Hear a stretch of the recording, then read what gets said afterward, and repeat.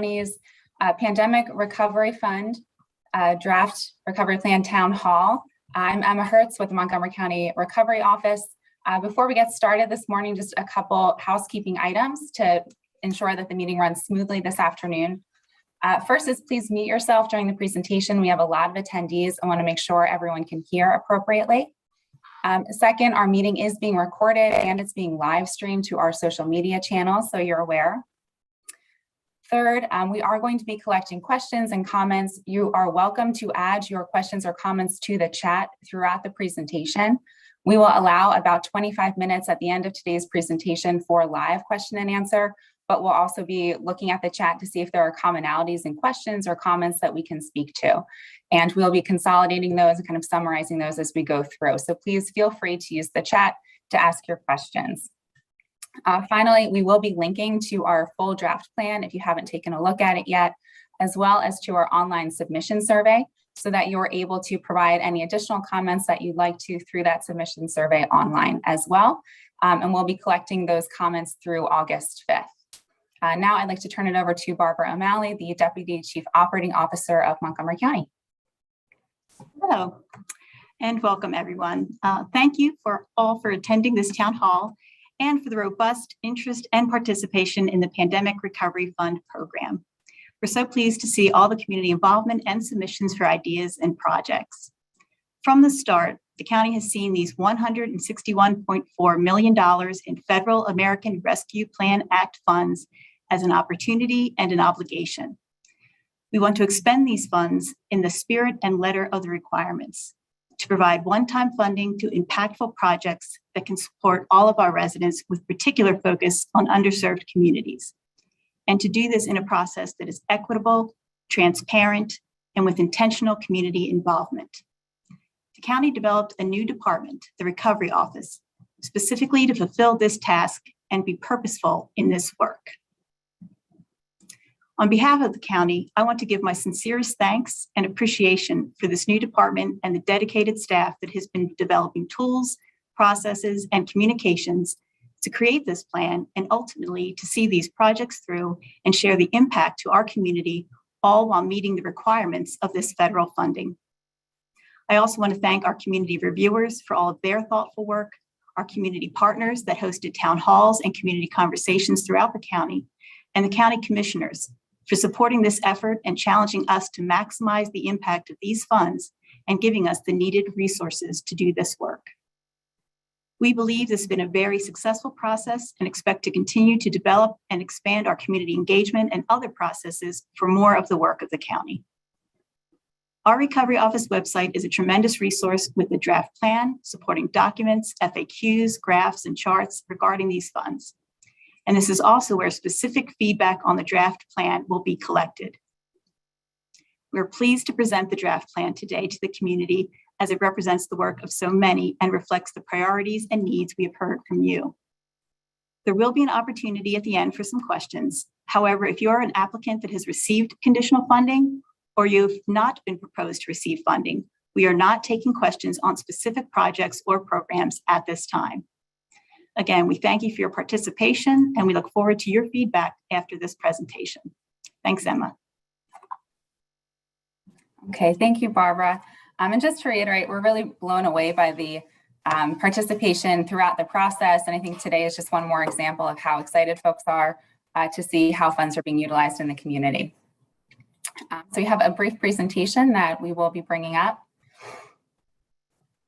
For today, we do have about half of our audience has not attended a town hall before. So throughout today's agenda, we are going to be touching briefly on the process that we use to distribute ARPA funds.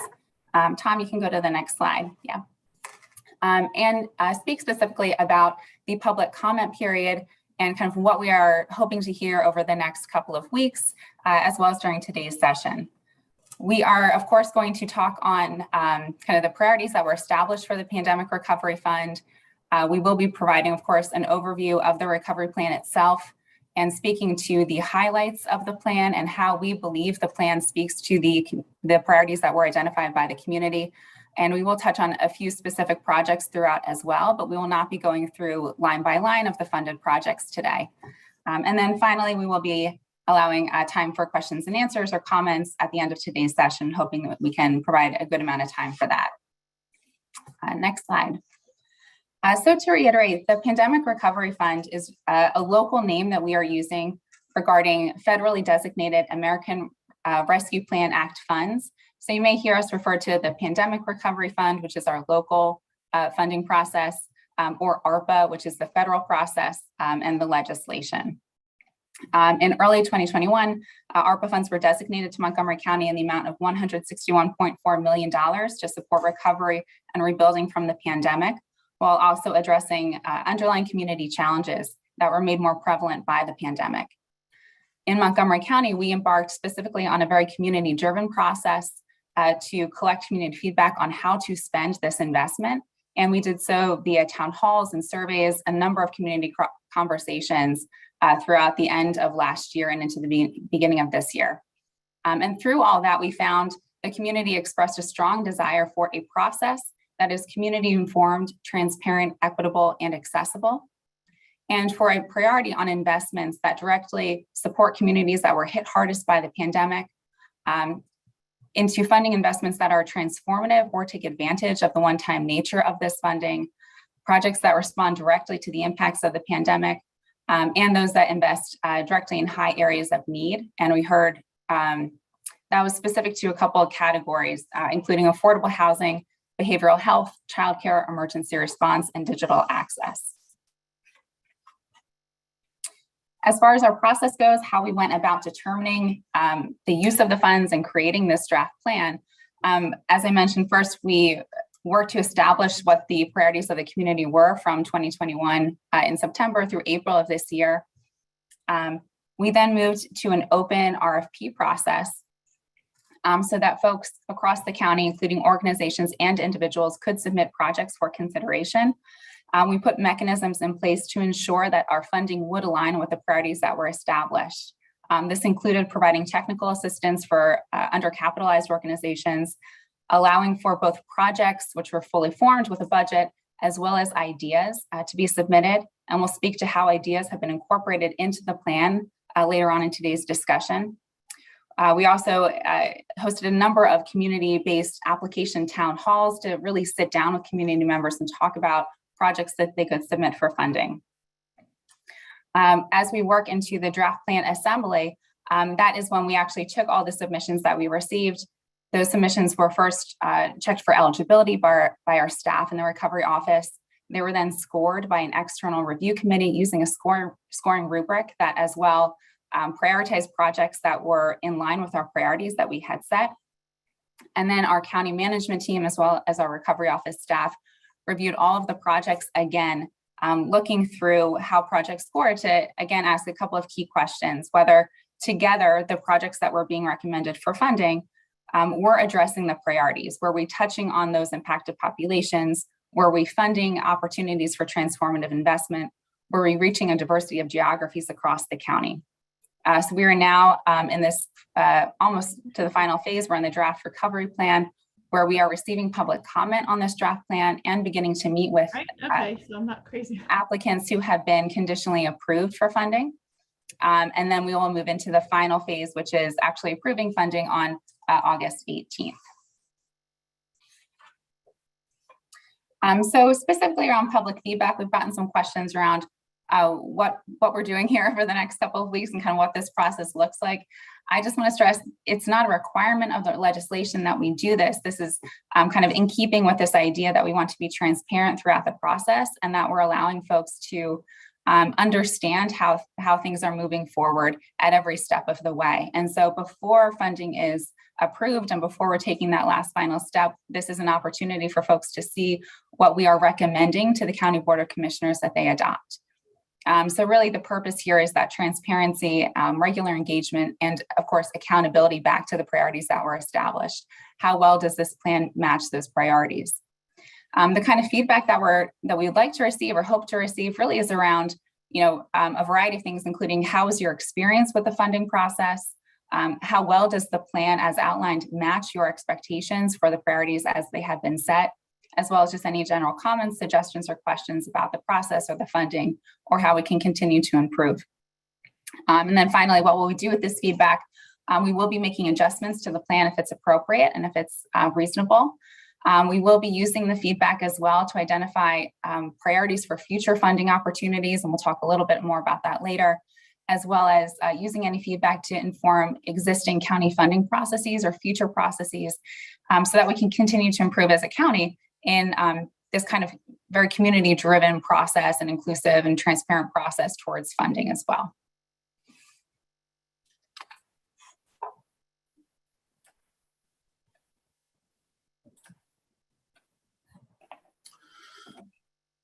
Thank you, Emma. My name is Tom Bonner. I'm the recovery officer here in Montgomery County, and to Barbara as well, thank you for your introduction.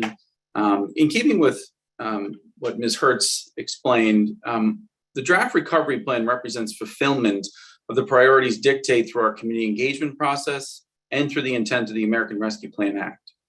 The magnitude of our submissions was a great problem to have, resulting in the county needing to choose between excellent projects. The process, as Ms. Hertz outlined, to review, score, and select projects took into account the opportunity of this funding, asking but for this program would the project move forward. Our community scoring panel provided objectivity, and we were careful to weigh the degree to which projects serve underserved communities as instructed by the funding guidance. The county sought to fund projects representing communities geographically distributed across Montgomery County, with attention focused as directed by the funding guidance on our qualified census tract communities in Pottstown and Norristown.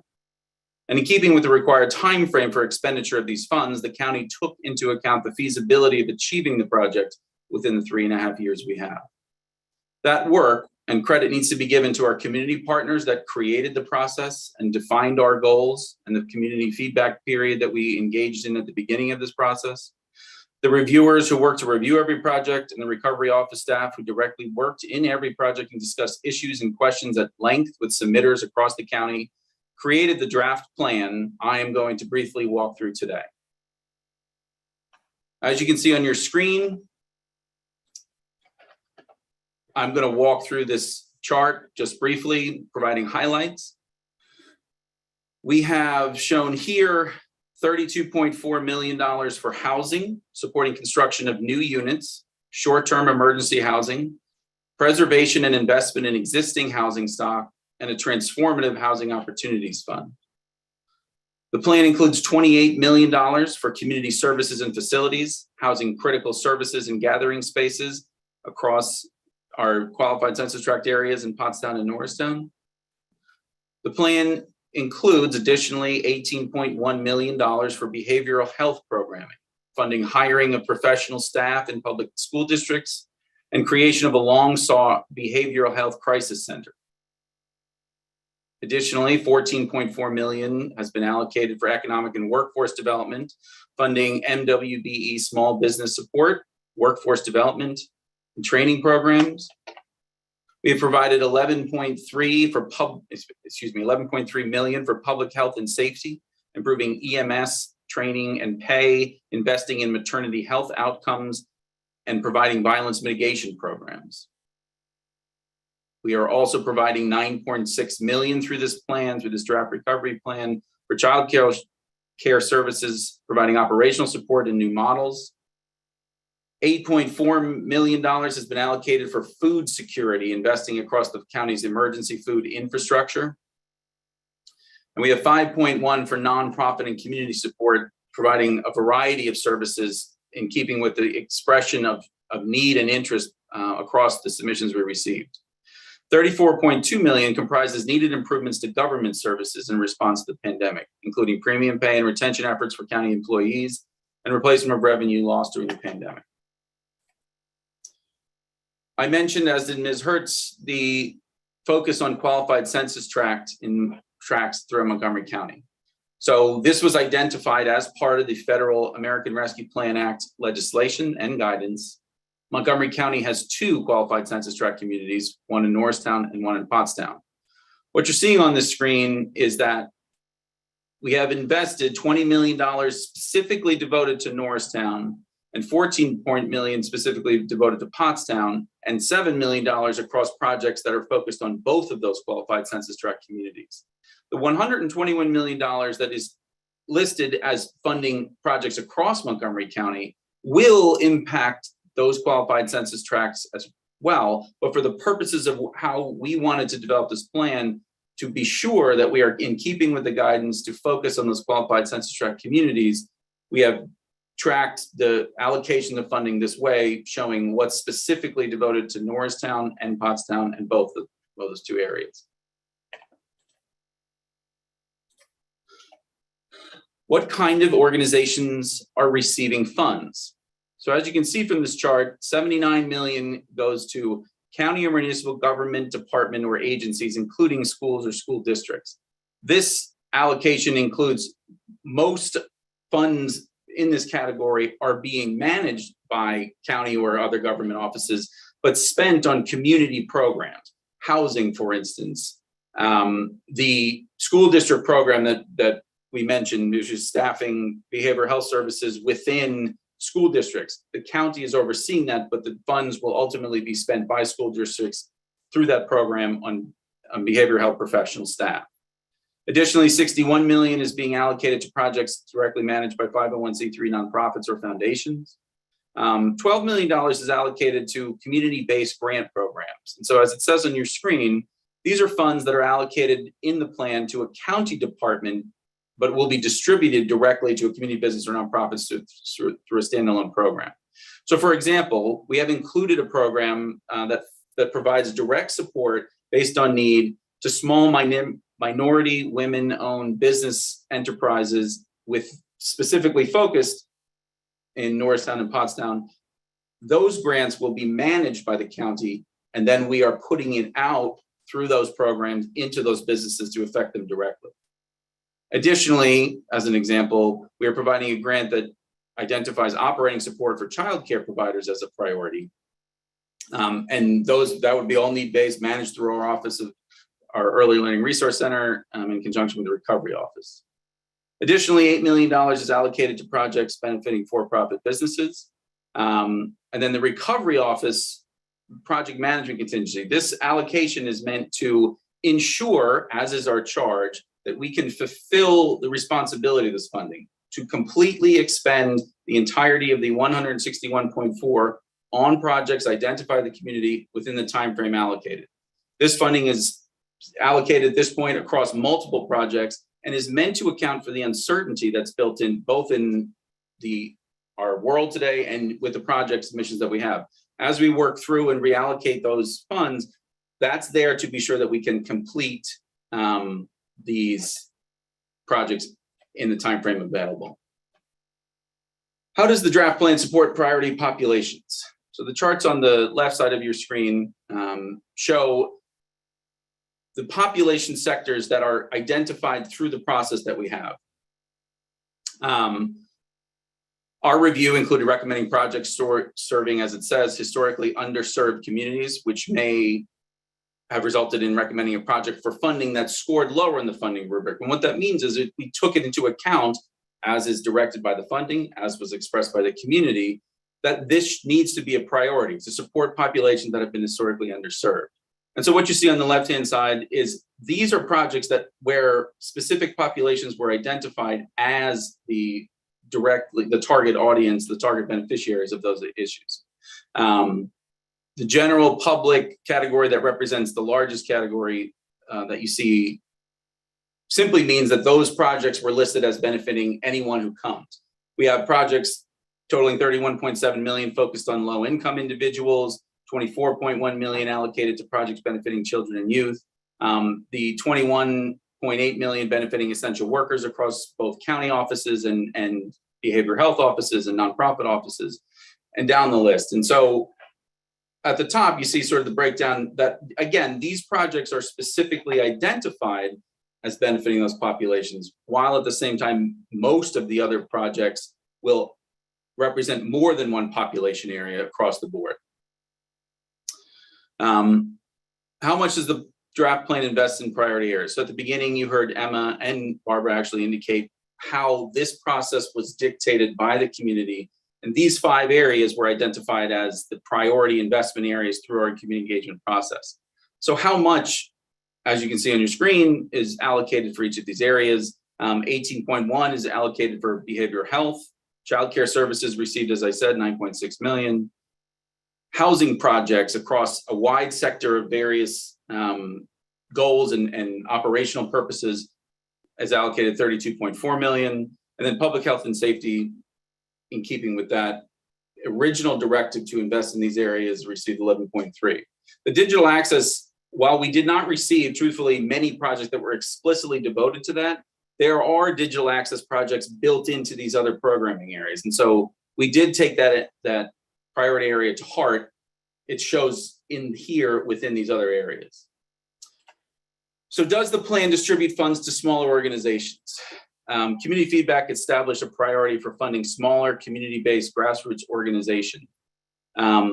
Technical assistance was provided to over 400 organizations and individuals. This reflects a priority by the county placed on making sure that people can access our system, as Emma indicated at the beginning, making sure the process was accessible to people, sure, that have professional development staff and have done this before, and then also to people that have never seen this type of program and maybe haven't interacted with a government office like ours before. So that technical assistance was provided, as it says here, to multiple organizations and actually helped those submissions move forward.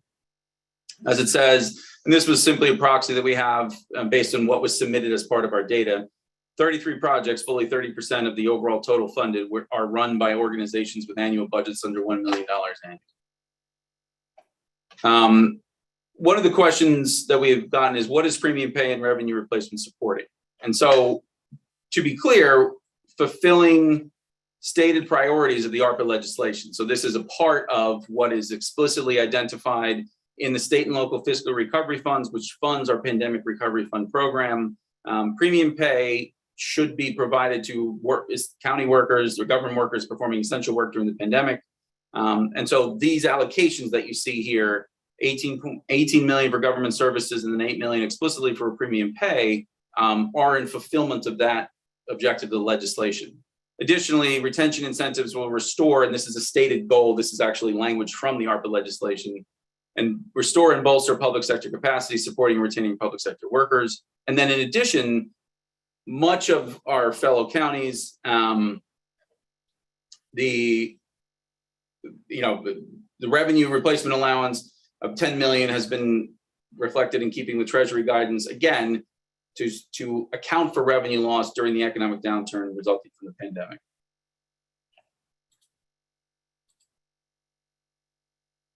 At this point, I actually am going to pass it back over to Emma, and I am happy to keep clicking Emma based on your direction. Thanks, Tom. So I think one of the bigger questions that we got throughout the early parts of the process, as well as we were making funding decisions, was what constitutes a transformative project and how are we investing in transformative opportunities? And so we wanted to highlight a couple areas where we saw this come to fruition through the project proposals. First is that we can point to a couple large capital investments in community spaces and community gathering spots that would particularly be led by and serve historically impacted communities in Montgomery County. There is the Philip Jason Memorial Center, which is proposing a project specific to creating a wellness plaza for Asian American Pacific Islanders. The Aclamo expansion site in Norristown is being funded. There's a Nepalese community center, as well as the YWCA Tri-County is receiving funding in the Pottstown area for a new gathering space and center as well. We are also allocating funding in the amount of $7 million for a community facility in Norristown that has yet to be determined, simply because we received a large number of proposals for community facilities in Norristown that were much smaller. And kind of in working through the projects, we realized there is a significant amount of interest in this. And so the idea is that we're allocating this funding currently, setting that aside, and going to be working with the Norristown community and all of the partners who submitted project proposals for this idea to come together and use that money as they wish to on some kind of community center as to be determined. So it's not going to be a county investment. It won't be a recovery office project. We just don't currently have an entity to direct that money to at this time. Some other opportunities for transformation within the county system include the Housing Opportunities Fund. This addresses a longstanding issue related to affordable housing development in the county and kind of brings together a number of nuanced issues around increasing access to affordable housing in the county. So it's providing funding for buying up unused land or blighted properties that can then be turned into affordable housing.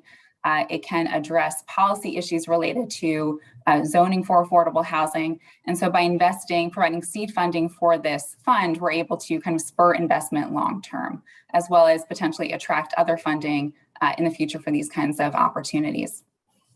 Finally, we also have projects that are responding to significant needs that have been made more severe by the pandemic, specifically related to food distribution in the county. And we're pleased to be able to support more investment into food warehousing, as well as coordination and logistics from kind of soup to nuts within the food security system. So supporting direct agriculture and gardening programs, as well as food distribution, emergency food response, as well as kind of the policy side of food security.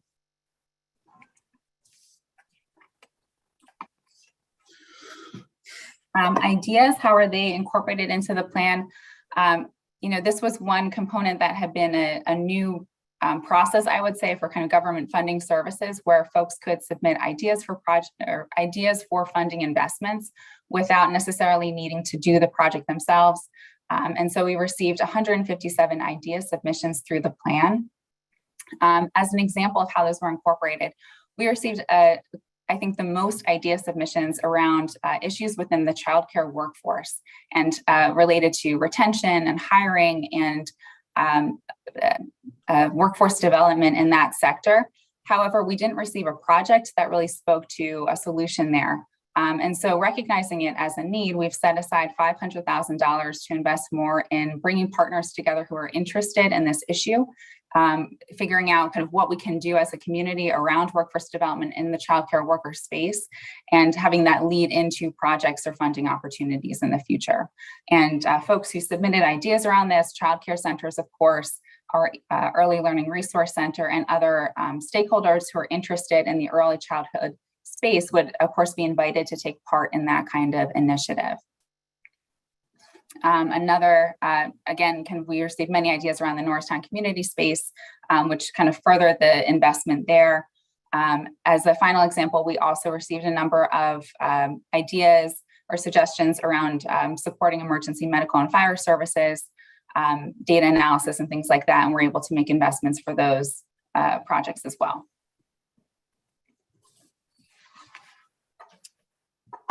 For those projects that were unfunded, which unfortunately is many of them, given the number of submissions that we received and the value of those projects, we are, we don't want to lose those projects. And I think the hardest part of this process, of course, is that we have so many wonderful projects that would be impactful, do demonstrate significant value to the county, and would potentially be transformative and do all the things that we want to do. Unfortunately, we just don't have enough funding to support them all. And so there are, so one is we don't want to lose that work. And so folks have asked, how are we going to be connecting these projects to other funding opportunities? First is that we are thinking about the list of projects that we have as a sort of inventory of projects that could then be connected to other funding resources. Those resources may be future funding through the American Rescue Plan Act. There are state funds that may be available. There are other, of course, county grant programs, state and federal grant programs that could be aligned with these opportunities, and then philanthropy as well. And so we're looking at all these and kind of thinking through at this point how we begin to connect the projects that have been unfunded through this process with other funding opportunities that may come about.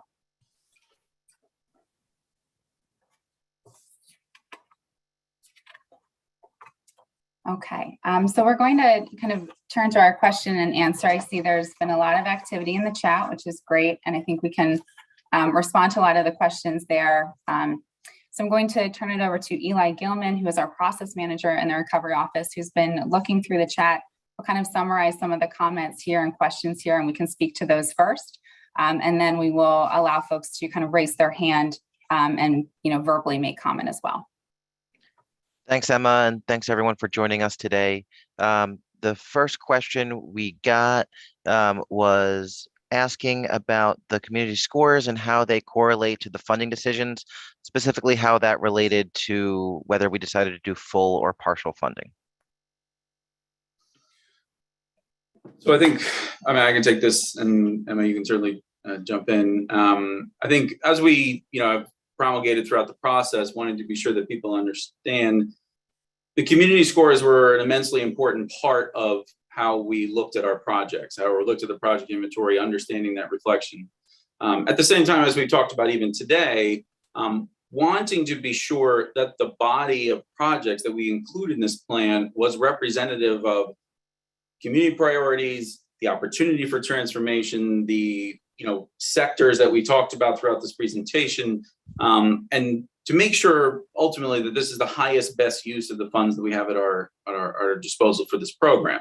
I think part of the correlation between the scores and the funding decisions, or the recommendations, I should say, at this point, were related to, are there other projects that are funding other initiatives that are in the same space? And, are there other initiatives that would encompass this type of effort? So for instance, if the child care provider scored highly on an operational support proposal, but we're funding a grant program that will help to distribute funds directly to child care providers like that one across the county, we want to have that highest best impact and be sure that we are expending funds in a way that affords everyone an opportunity. That's not to say we didn't have, extremely difficult conversations and decisions. And we certainly recognize, as Emma has said, and as Barbara said, that there are multiple, we have 12% of the funding that we receive requests for. And so part of that is to make sure that we spend this as efficiently and as equitably as possible. And that's what the plan and how the scoring affected it. Thanks, Tom. The next question we have asks if members of the public can view specific proposals. If you want to talk about that at all. Certainly. So generally speaking, our process, has been primarily communicated through our website, with credit to our communications office here in Montgomery County, and to the community partners that have assisted us in getting the word out. Everything that we are doing is posted on the overall, or is posted on our website. As far as posting individual project proposals, we are certainly invested in the transparency of this overall effort. At this time, we don't have a plan to post individual project proposals on our website, but as we create this repository of projects, that's where we'll start to build access to information about individual projects, both funded and unfunded, so that as other entities and or as we look across the county and across the broader county community, whether it's partners, we want to be sure that that's accessible. So truthfully, today, those proposals are not available for viewing, but we, as Emma alluded to, we are creating and will be communicating out this sort of body of work that can be used for future funding opportunities to make sure if there's economic development or infrastructure or nonprofit or drug recovery funds that become available, we have an actionable body of work. And so today there is not access to those proposals. At the same time, we are working through making sure that that's clearly communicated moving forward. We had a few questions come in to talk about guidance for projects that were not fully funded. If you want to talk about that, and then in relation to that, how indirect costs and overhead can be added to those. Certainly. I think part of the calculus, and I will borrow our Deputy Chief Operating Officer's words, we certainly stand by this plan and this effort. We are interested in real feedback, and as Emma outlined from the beginning, but to borrow her words, that no one is happy is sort of an indication of a good plan. We took into account those projects that make sense from the perspective of all the funding guidelines and other community priorities that we've spoken about already. If we are partially funding a project, it's meant to account for, okay, so this 5-year program that was submitted by this individual organization to provide additional activities. And I can actually, I'm sorry, I meant to stop sharing. I'll stop sharing in a second. Additional activities, can this organization work to sort of assemble the rest of this project, or can we decide that this is, a 2-year pilot of this 4-year program? And so generally speaking, as we, again, focused on making sure we are funding as many community priority projects across the inventory of what we received, reducing the amounts funded to individual project submitters allowed us to do that and increase that overall diversity of scale. What we are invested in now is making sure that the projects can happen. So we are having conversations individually, and one of the first questions is, this is obviously less than you asked for. Can we still make this project happen, on a variety of levels? And so the logic there is literally meant to invest in the projects, make sure that they can move forward, while at the same time making sure that we have the maximum impact across multiple projects. On the issue of indirect costs, I think we will be having those conversations as we move through each funder that's included in the plan. We, from the beginning, have said that we want to be sure that people aren't incurring undue burden through this process, and so we want to be sensitive to those needs. At the same time, because most of these projects are partially funded, we want to be sure, working within the funding allotment that's there, that we account for reasonable indirect costs while at the same time making sure the program can happen.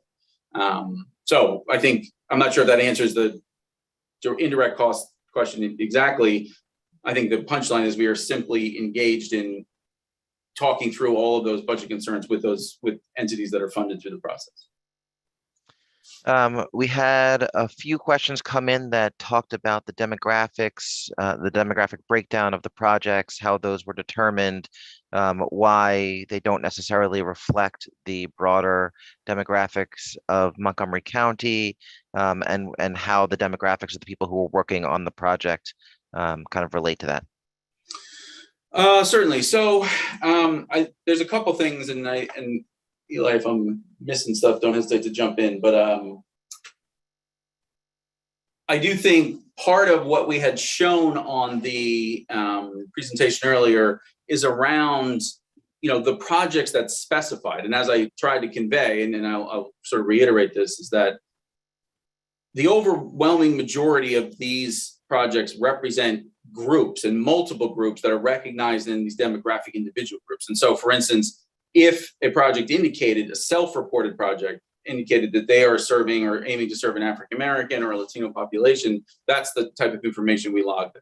I think generally speaking that as we move, those other projects are all serving multiple sectors of that demographic spread. And so I think what you're seeing here is a matter of data that we have in front of us right now. This is what was gathered through the submission process. As we speak individually and develop, every single one of these projects is going to be reported on in detail through the next 3.5 years. And so we will be producing much more accurate, understanding of, who we're serving in the populations that we're talking about. As far as who's working on this process. And so, and again, from the beginning of this period of time, going all the way back to September of last year, we have engaged across the community and as Emma spoke to, engaging with community groups that ideally, to be frank, we hadn't spoken to in a meaningful way before. We have compiled a team here in the recovery office that has multicultural experience, multilingual experience, and then we have looked to, in our community scoring panels, a diverse cross-section of Montgomery County residents to inform and provide their perspective on what is most important in those communities. And so I think generally speaking that the people working on this project and sort of the information that's been gathered has been provided by and was managed by certainly a representative cross-section of Montgomery County.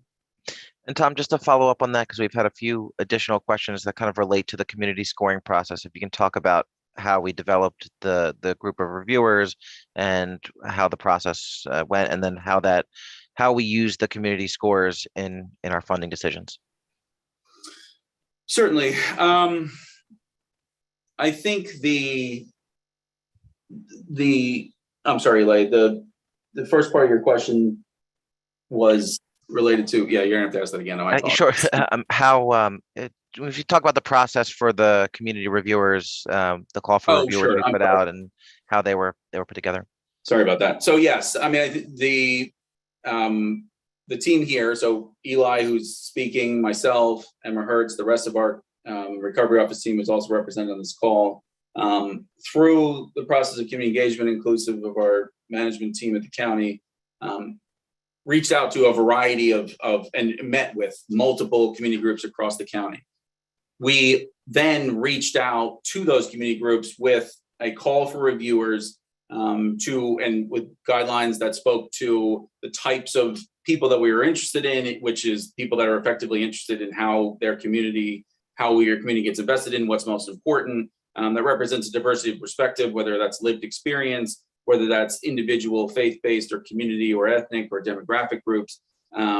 We received 80 applications for what ultimately was 30 spots. Those 30 people were randomly directed across the body of 430 projects to review each and every one of them.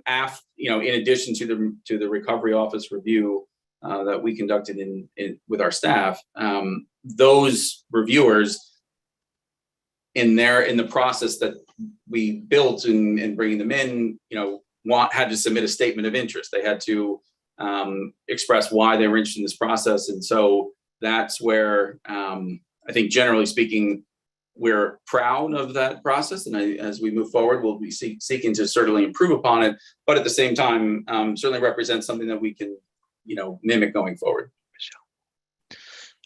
Thanks, Tom. And can you also talk a little bit about how we use the community scores in our funding decisions? I think that was part of the question. Oh, sure. So I alluded to this earlier, but the community scores themselves were produced and developed an objective ranking of every project. And so all submitters have received a scoring report that shows exactly what those scores were. I think, generally speaking, we also took into account where those projects fell and all of the questions that Ms. Hertz and myself have gone through as far as what is the transformative opportunity that's represented here? Is this project feasible? Is it managed by an entity, or can it be managed by an entity that can deliver this project within the 3.5-year timeframe based on the scope that's outlined? Does it represent service of an underserved community? And so when we're balancing what is effectively many, many good projects, right? So as we've said from the beginning, this process was marked by a robust response. We were immensely grateful for that. At the same time, it presented a problem whereby we are needing to choose between multiple hundreds of excellent projects. And so understanding if the scores are all high, if they are, as we move through where projects ranks, we want to also then reflect those priorities of both the funding and of the community as they were expressed. Thanks. So we had a couple questions about particular projects, and I'll kind of just put them out there, and you can kind of discuss them as you can. So one was if you can give a little bit more information about the small business grant program. Sure. But to kind of as a larger pool, discuss the recovery office projects that were put together, how and why there were scores, and maybe different funding decisions for those projects that differ from the amount that was asked for. I mean, I can actually just talk to that briefly, that we put in just scores and not necessarily arbitrarily, but standardly, to represent the projects that were already put in so that we could consolidate them under one rubric. Tom, if you want to add to that as well, that'd be great. Sure. So I think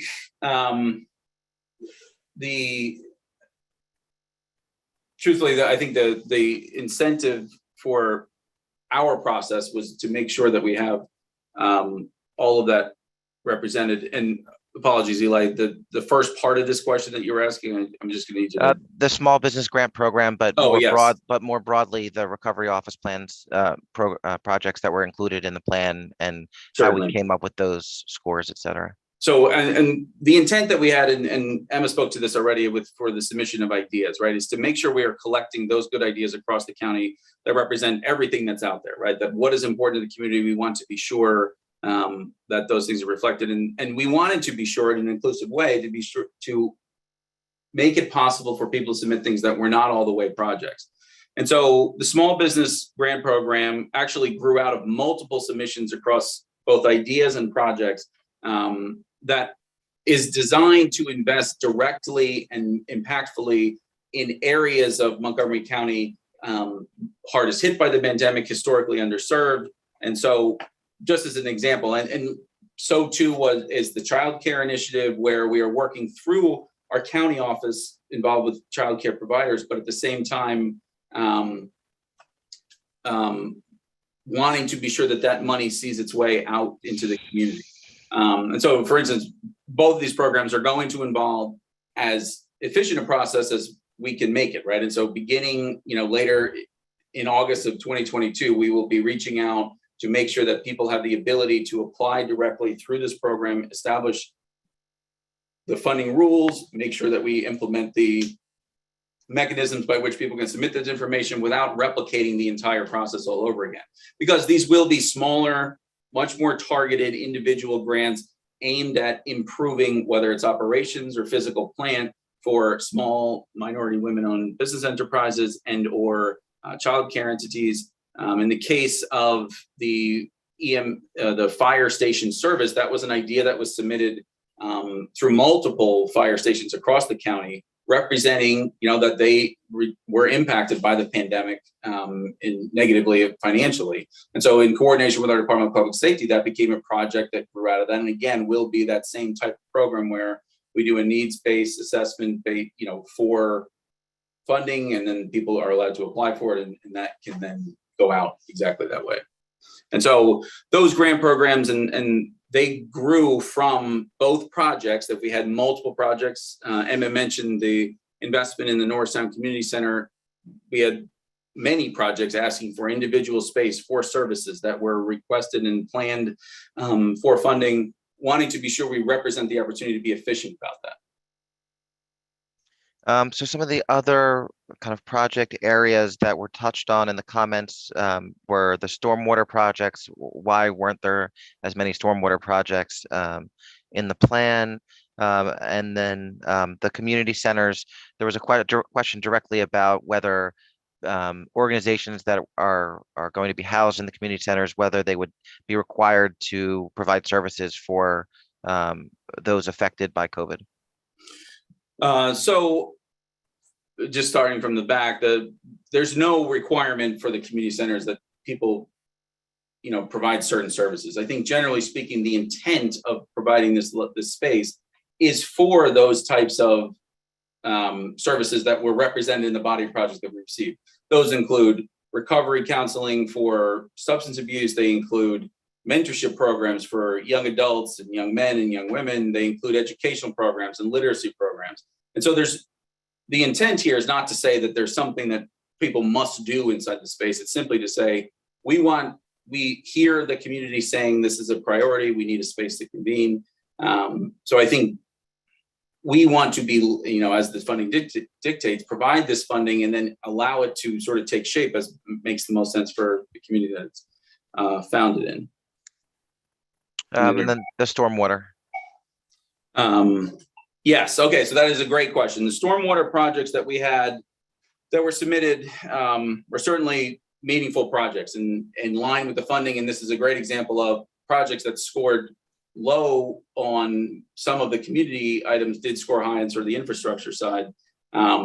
As far as other opportunities for funding that are out there, what's adopted in the plan does include sort of regional level stormwater planning and sort of discovery acts. There's funding for identification of a stormwater management plan, while at the same time making sure that we invest in those projects that are ready to go right now. Again, one of the key pieces, especially around the stormwater space, is wanting to equip us transformatively to move forward rapidly as new funding comes available, whether it's through the infrastructure spending bill, whether it's for other items other programs that are coming through from the state of Pennsylvania or other national level programs. While at the same time, right now, there is a project that was submitted related to lead abatement for clean water infrastructure in Pottstown, and we weren't able to fund the entirety of the project, but believe we've made a meaningful allocation that can help residents there. And then on the stormwater side, the Wissahickon Watershed submitted sort of a collection of projects, much higher than we're funding them, but they represented individual projects that represent an overall improvement of that system. And so I think generally that's where those type of projects were able to move forward. Multiple townships, multiple entities submitted meaningful stormwater management projects and improvements. And I think as we move forward, those are those projects that have other allocations and or programs that we can seek to tap into. And certainly, as we've said throughout this presentation, we'll continue to do so. There was a question in the chat about the scoring rubric and how it prioritizes minority communities. So I'm going to actually drop the scoring rubric into the chat. It's a link. Great. So I'll put that in there. In the meantime, Tom, there were questions about future funding opportunities, specifically related to whether projects come in underspent or people decline the funding, what we're going to do with that money, whether we would reallocate it, how we would reallocate that, and then also about the name that we're calling these projects conditionally accepted, and if we can just talk a little bit about why that is. Sure. So with regards to the first project, how we're going to allocate things as the program moves. Generally speaking, and I'll start with actually the rules. So all of this funding has to be fully expended by the end of 2026 and has to be obligated by the end of 2024. What that means is by the end of 2024, all of the funds have to be exactly where they're going to be so that we can spend through the projects, liquidate those expenses by the end of 2026. Reflecting that, making sure that we have the ability to readjust funding. So a lot of things, as we all know, can happen to a lot of projects. And what our office's charge is to make sure is that as we go through, whether it's quarterly reporting or project monitoring, that we have the ability to understand where each project is. And so that's why those performance metrics are important. That's why we are, engaged in making sure that we have that contingency line to make sure if projects go over, do we decide to reallocate some funds from that line and fund those? If projects truthfully fall apart, if there's funds that wind up not being needed, something came in lower expenses, we would seek to reallocate those funds within the body of projects that we have. If that issue is so large and happens early enough, we would certainly, and part of my answer is, well, we're going to have to see, right? So we want to be sure we have a plan that we can implement within the 3.5 years. At the same time, we want to be sure we have a plan that we can implement within 3.5 years, make sure that we can, if we need to make adjustments, we'll make them as we go. We have obviously a robust body of projects here in the 110 and in the ones that are not funded that we can look to make those expenditures. And I'm forgetting the other part of your question, Eli, I'm sorry. No, I think you captured that. So the last question I have here before we move on to the live portion is in regards to how we're going to evaluate the impact of individual grants. If you can talk about kind of the metrics that we're going to use or for individual projects. Certainly, I think that that was a key piece of what the submission process took in, right? So what are your metrics going to be? And as we coordinate funded projects through our partners, we will make sure that we are developing those metrics plan. We have to report those every quarter to the federal government based on this funding. We have to be sure that we are allocating funds based on actual performance and make sure that these projects are happening as we go forward. Money will be provided directly to funded entities based on continuation of the project plan. And so the metrics that are initially in the submission process will be fleshed out and augmented as we move forward. And then as we go, those performance metrics, as I said, have to be reported to the federal government through the system. And so if there are other ones, I guess my point, that makes sense, both from the perspective of the county management team and or the partner itself, right? So how many constituents have you served? How many beneficiaries has been served by each program? I think all of those things will be part of that sort of reported metrics. Those are all the questions we had from the chat. Okay. All right, everybody, thank you again for your participation. We are going to go to the questions that are live now. So if you do have a question, we ask that you just use the raise your hand feature that can be found under the participants list. So if you want to go ahead and indicate that you have a question, we'll go one by one. And we just ask that due to the amount of people that we have on the call today, that you please, keep your questions limited, and we will be able to follow up with anyone that we don't get to. So first we have Dominic Jafrida. I'm sorry if I'm mispronouncing that. No, you got it right. That was perfect. You're like the first person in my life to get that right. Hello, everybody. Thanks to everybody who's participating today in Montgomery County. I have some serious questions for you guys. I'm a little bit concerned about this whole breakdown of the finances. I've worked in finance my whole life. I know when an investment is being seeded into a place of growth and when it's being seeded into a wasteful expenditure. The community was set up with a demographic from the outset of this to have a proper voting, a balanced voting setup, and they selected the projects that would seem the most important to them.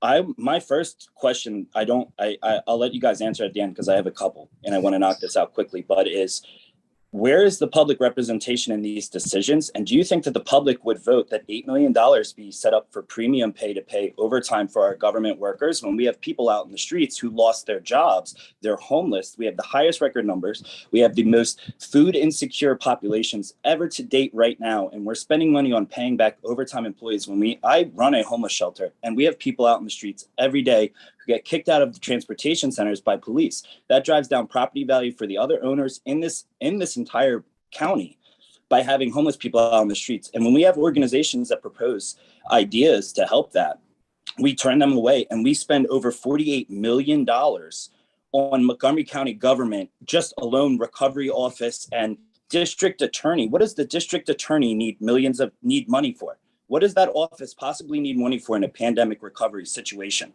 I have a request for $0 from the recovery office. They received $500,000 with a 75% approval. We had a request for ELRC 17, which is an older organization, not a new organization that would do anything different than it's been doing, for $12.5 million, and they received $4 million, and they were rated 79. We have organizations that are rated within the top 10 organizations to be funded for our county that we're going to build free homes. They were going to build clean energy and clean water for our people, and also build food security with agricultural. And we've ignored that, let alone the farm park and their requests. This is an outrage to me.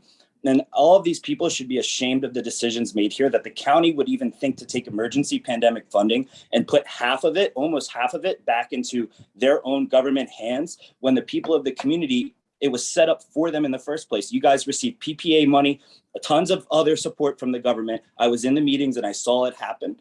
And you sent out a letter in the newspaper for 8 days, and now everybody's okay with it. We'll take all the PPA money away from people that need it out in the county.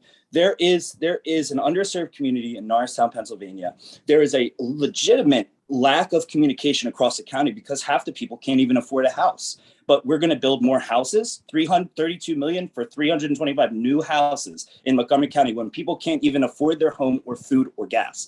It is mind-blowing to me how we could have thought this was a good idea.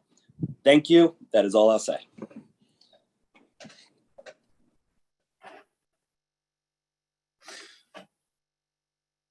So I think just briefly, I think there's many things that you've identified in there, Dominic, that we are funding initiatives that deal explicitly with the issues that you brought up. I think with respect to the government side, I do want to be careful that the numbers that we're showing, and as we spoke through, is 15-ish% of the overall funding. That's the only number that's being quote unquote spent inside the county. The rest of that is spent on projects that are outside the county, that meaning that we are managing them in the in-house offices that are spent directly in the communities across many of the issues that you've identified. On the other side of things, I do think what you brought up about like the recovery office projects, those projects those are the ones that I was speaking about that have collected other initiatives into them or expressing ideas that came from the ideas side of our submission process. And so I appreciate that, you don't agree with our determinations. That's perfectly respectable. I appreciate your comment. I just think that the public voted and they made their determinations, and that should not be overridden by a small group of people that we hired to do the job for us. And that's all. Okay, anyone else that would like to be unmuted to make a comment? Again, if you would like to just raise your hand or make any comments, we are running up against our time limit. So I would just ask that if you would like to make a comment, you can do that in the next minute or so. Okay, thank you. GPL Magazine TV, I'm sorry, that's the name that's appearing on my screen. Go ahead. Hi, yes, my name is Edna Benavides. I'm Drops of Love International. We applied for Community Communication Center, and we receive in the login, I'm sorry, I have everything in here, like acceptance, let's see what it is. Conditional acceptance, and I say congratulations. After that, we receive a letter saying that we no approval. But what that means then acceptance with conditional acceptance. I want to know what that means. So and this is a good question, and I apologize. I think actually Eli mentioned this. Conditional acceptance is effectively the condition is that we agree on the terms of the project going forward, and that you do too, right? So, and truthfully, this is a draft plan that is subject to this feedback process that we're going through right now, and that ultimately gets approved and voted on by the Board of County Commissioners here in Montgomery County. I think part of that, so the only thing that means about conditional acceptance is it's conditioned upon making sure that you agree with the project as it's outlined moving forward, and then that, you know, we achieve a grant agreement, and that it's then finally included in the final recovery plan that's voted on. Thank you so much. No problem. Thank you. And Tom, let me just add one other thing to that. I think you might be referring also to the form that you might have seen on OpenGov if you had logged into that.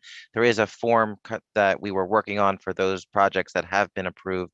If you received a letter that said you were not approved, you would not get a letter that says that you were conditionally approved. So just wanted to make that clear. Thank you. Great, thank you. Okay, next, Candy Nixon. Hi, thank you very much. I was wondering where, and if possible, we might be able to find a specific list of organizations or projects that were funded so that we might reach out to collaborate if that would be appropriate. Specifically looking for where that 2.2 million went for people with disabilities.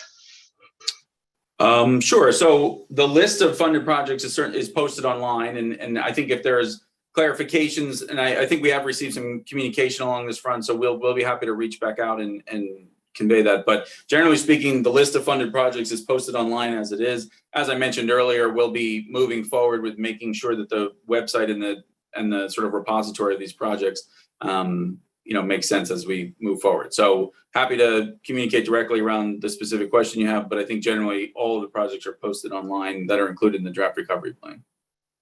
And Thank Kelly also put a link to the plan in the chat. So if you scroll through there, you'll be able to find it. Thank you. Thank you. I'll add that link in the chat again. Next we have Pat Franklin. Hi, thanks for the information. I wanted clarification from Mr. Bonner. I wasn't clear when he said there were 80 applications for 30 spots. What exactly were you referencing there, sir?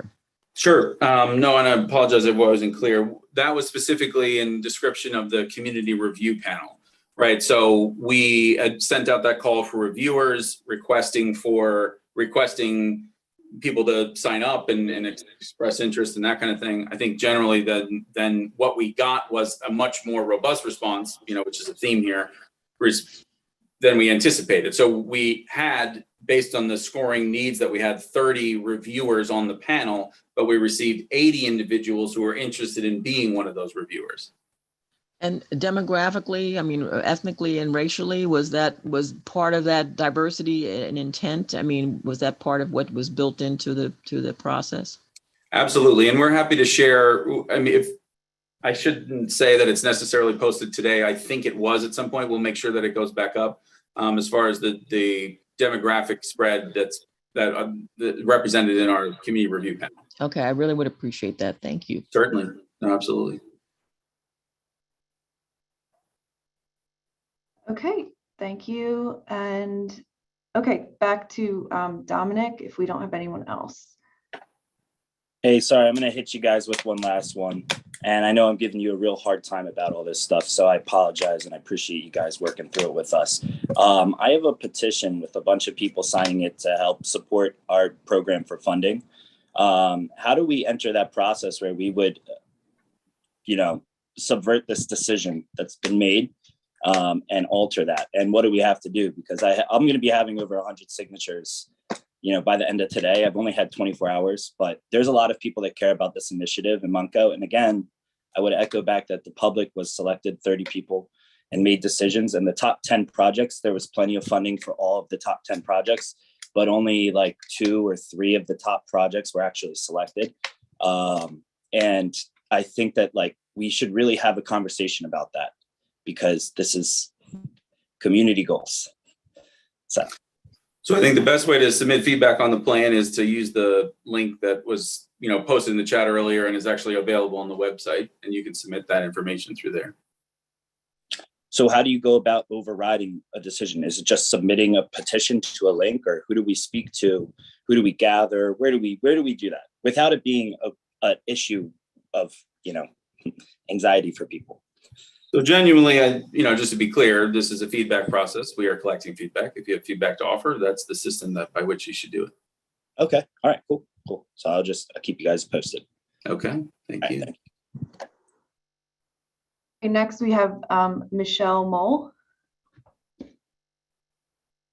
Hi, so I did see the link and I saw the list of projects that were funded, but is there any place, and maybe it's not available right now, but I think it would be really helpful for other agencies to be able to see just a short description of the project. I see the name of the project listed, but I think there are ways that the nonprofits may be able to collaborate with some of the projects that you funded. And it may give us a good opportunity just hearing a little bit more detail about what they're doing, so that we might be able to work together to make things even more impactful. Absolutely, Michelle. And I think generally this is helpful feedback to know what's most helpful to that community. And so we'll absolutely change the way we're actually working through sort of a revamp of how everything is presented there. But it's not a huge lift to include that column of information in the table. Maybe just a little executive summary. It doesn't have to be, but that may spark some ways that we could all think about how we might reach out to them and say, hey, if you're developing this, we may be able to offer this, so that we're not replicating things that are already being done. Absolutely. And I'm not to put words in your mouth, but I would take it a step further, even with those people who are not funded, because they are listed there too. So there are other projects that are listed below that obviously are still warrant, viable partners and can benefit from collaborations and that kind of thing. So our intent is literally what you want. And I think that's where we wanted to be sure that, that feedback you gave us as far as making sure that what information is there is absolutely helpful. Okay, thank you. Thank you. We have one, someone also couldn't raise their hand, but I'm going to go to Christine Hart if you want to unmute.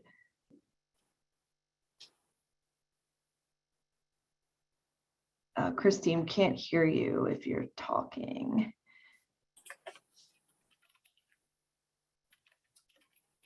Sorry, can you hear me now? Yes. All right, thank you. I would just like to say one thing that we're all forgetting here is the amount of work and effort that went in by these 30 applicants and the workers to validate somewhat of what I'm feeling, and I'm sure others by their comments regarding the pay for the county workers and what have you. I'll leave my opinions to myself, but I think it's very important to say, as a county resident, a county worker, being in local government, this is to help everyone despite their demographics. Obviously, people in need more money. I'm fortunate to be a representative for North Wales Borough that received a partial funding for a community center that we're hoping to work and, to Michelle's point, create better, bigger collaboratives, so that not only, our scores were low in the need, but we're high in our objectives. So a perfect plan it's never going to make everyone happy, but I would like to just say for the record, what defines us as a county is not what we have, it's what we do with what we have. And I would like, if this is ever reviewed by the commissioners for the final decision, there is a large amount of money going towards government pay. And I think holistically, I'm not doing this job for the pay, I'm doing it for the people. And I think many of us on this call are on the same boat. So I'd like to say that, but also show our appreciation for the folks on the call today. And that's all I have. Thank you. Thank you.